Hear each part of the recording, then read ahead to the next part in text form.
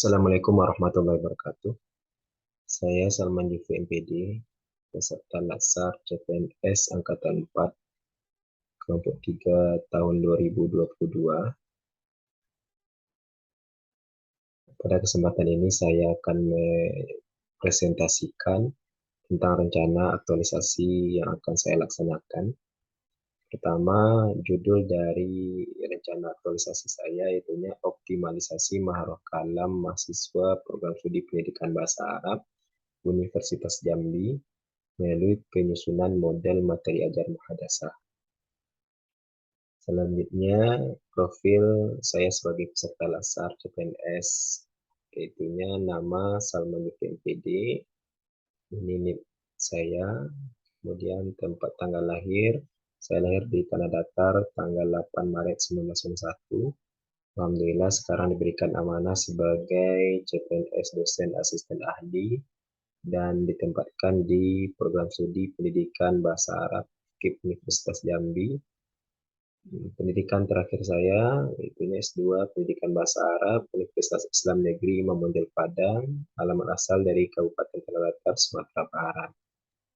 Selanjutnya, agenda pembahasan yang akan dibahas dalam presentasi ini, yang pertama, latar belakang masalah rencana aktualisasi yang akan saya laksanakan, kemudian profil organisasi atau unit kerja saya, kemudian identifikasi isu yang ditemukan di unit kerja, selanjutnya rancangan aktualisasi, dan yang terakhir tentang jadwal kegiatan aktualisasi.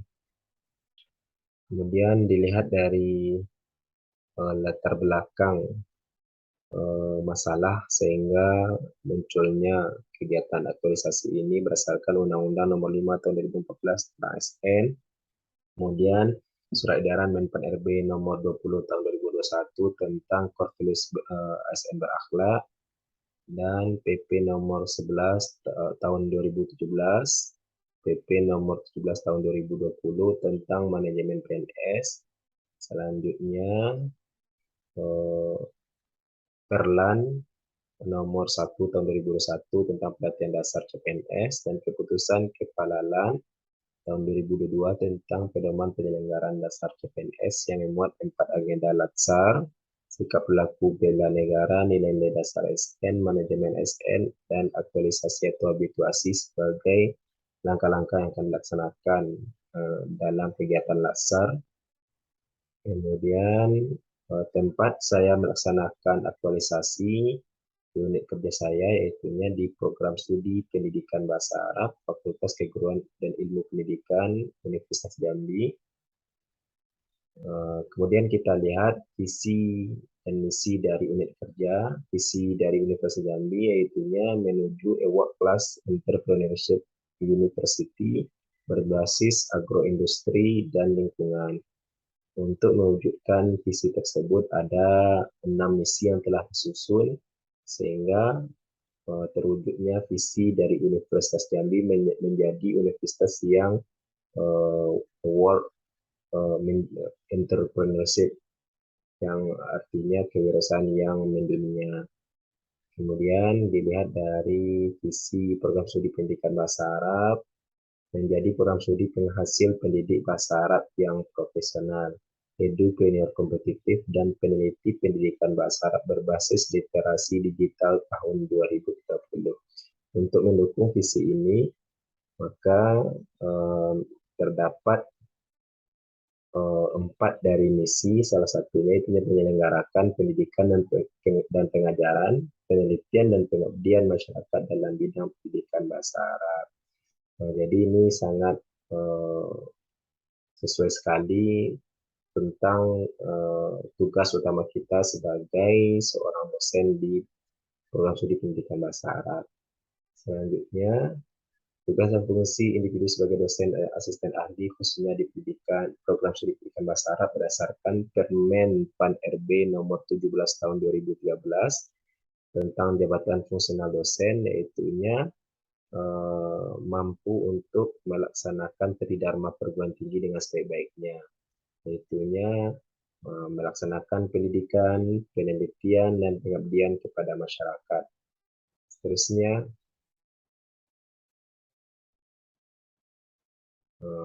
Adapun identifikasi isu-isu yang saya temukan di unit kerja selama saya bertugas di Universitas Jambi, khususnya di Program Studi Pendidikan Bahasa Arab. Pertama, saya menemukan kurangnya kemampuan mahasiswa PBA dalam berbahasa Arab aktif.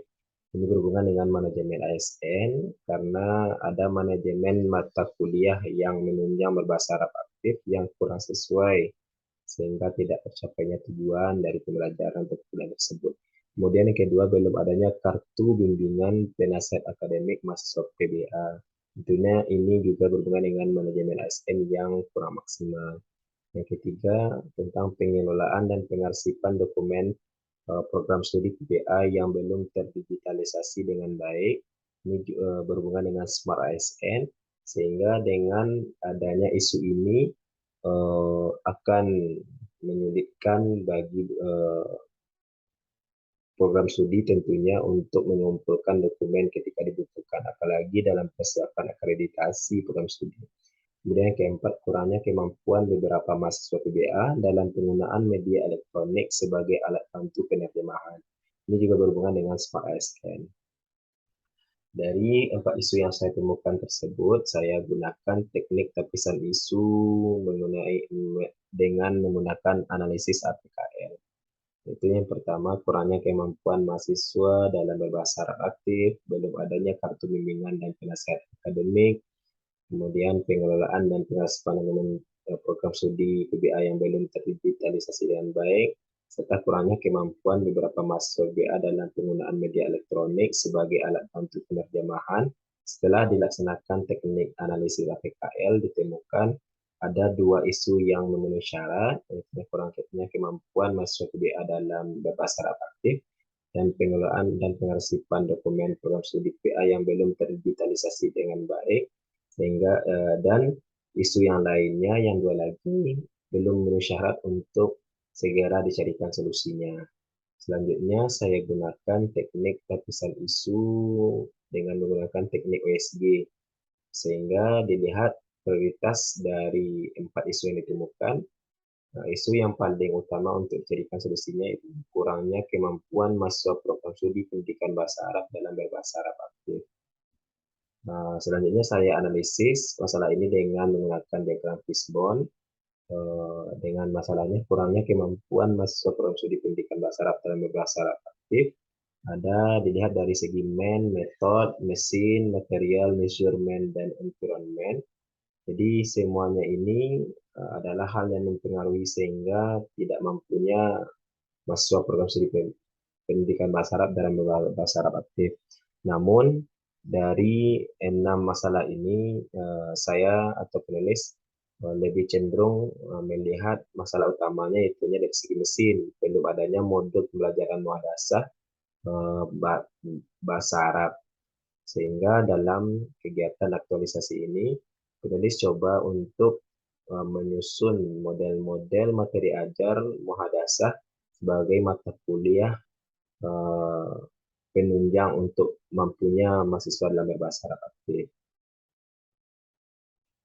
Selanjutnya gagasan penyelesaian isu, sebagaimana yang telah penulis sampaikan tadi. Jadi dari beberapa aspek, penulis melihat yang paling utama yang akan dilaksanakan pada aktualisasi ini itu membuat materi ajar pembelajaran muhadasah bahasa Arab sebagai panduan dalam perkuliahan muhadasah, yang mana setelah wawancara dengan berbagai dosen pendidikan bahasa Arab termasuk mahasiswa, belum adanya modul materi ajar pembelajaran muhadasah sebagai mata kuliah peningkatan kemampuan berbahasa Arab aktif.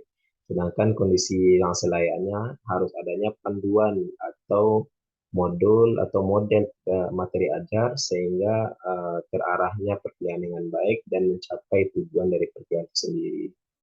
Selanjutnya, langkah-langkah yang saya laksanakan dalam penyusunan model materi ajar pembelajaran muhadasah, pertama konsultasi dan penyusunan kesepakatan penjadwalan dengan mentor ataupun kolaborator, kemudian pengumpulan data dan referensi mengenai model materi ajar mata kuliah muhadasah, ketiga penyusunan draft awal model materi ajar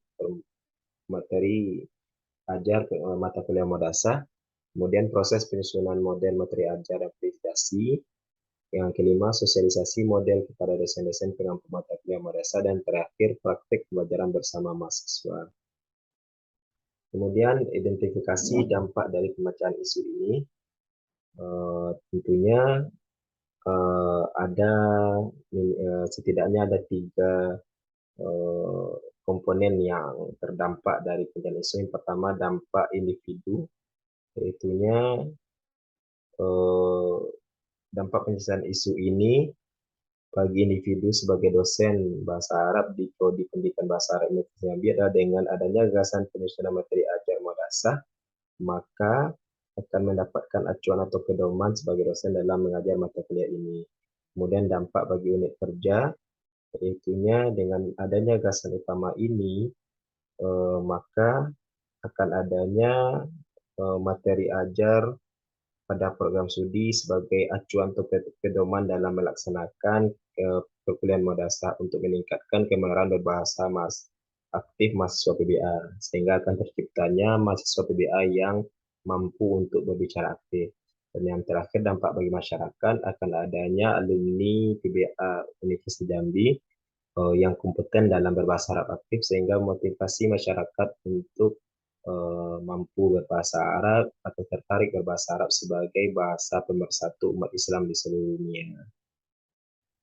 Kemudian jadwal rencana aktualisasi di sini sudah saya susun, ada 4 tahap konsultasi dan penyusunan kesepakatan jadwal dilaksanakan pada tanggal 22 Juli sampai 25 Juli 2022. Pengumpulan data dan referensi mengenai model materi ajar mata kuliah madrasah pada tanggal 26 Juli sampai 30 Juli 2022. Penyusunan draft awal model materi ajar mata kuliah madrasah dilaksanakan pada tanggal 1 sampai 10 Agustus 2022. Kemudian proses penyusunan materi ajar dan evaluasi akan dilaksanakan pada tanggal 11 Agustus sampai 22 Agustus 2022. Terakhir, pemetaan stakeholder yang terlibat dengan rencana aktualisasi ini. Yang pertama, Ketua Jurusan Pendidikan Bahasa Arab. Manfaat yang akan didapatkan bagi ketua jurusan yaitunya akan adanya mahasiswa dari jurusan pendidikan bahasa Arab yang mampu untuk berbahasa Arab aktif. Itu juga dengan ketua program studi pendidikan bahasa Arab, mentor Latsar CPNS angkatan 4 kelompok 3 khususnya mentor saya, kemudian dosen pendidikan bahasa Arab Universitas Jambi, dan terakhir bagi mahasiswa pendidikan bahasa Arab Universitas Jambi. Mungkin sekian rencana aktualisasi yang akan saya laksanakan. Mudah-mudahan akan memberikan dampak yang positif khususnya pada program studi pendidikan bahasa Arab dalam menciptakan mahasiswa yang kompeten khususnya dalam bidang mampunya mahasiswa program studi pendidikan bahasa Arab dalam berbahasa aktif. Sekian, terima kasih. Assalamualaikum warahmatullahi wabarakatuh.